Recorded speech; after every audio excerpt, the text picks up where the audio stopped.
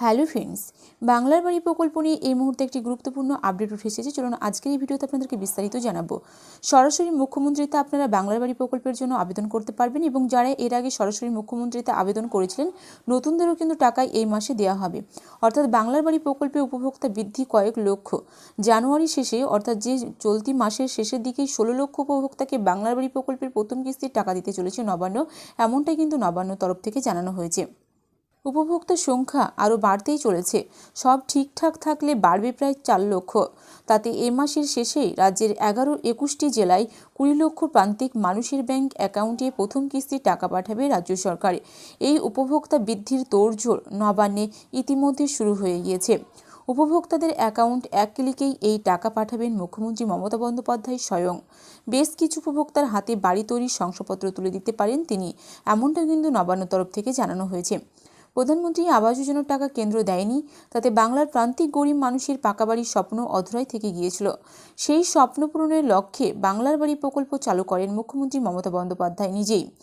একজন উপভোক্তাকে 60,000 টাকা হিসাবে দুটি কিস্তিতে 1,20,000 টাকা বাড়ি তৈরির সহায়তা দেয় রাজ্য সরকার একাই। কেন্দ্রীয় সহায়তাপ্রাপ্ত প্রধানমন্ত্রী আবাস যোজনার টাকা পেতে আগে থেকেই 28 লক্ষের তালিকা তৈরি ছিল।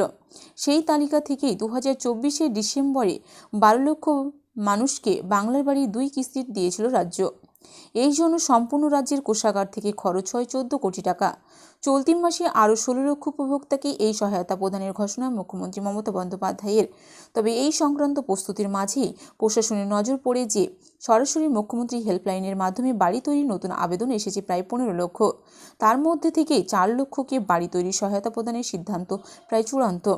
বলা বাহুল্য, নতুন 4 লক্ষ আবেদনকারীকে এই প্রকল্পে সামিল করতে অতিরিক্ত অর্থ বরাদ্দ প্রয়োজন।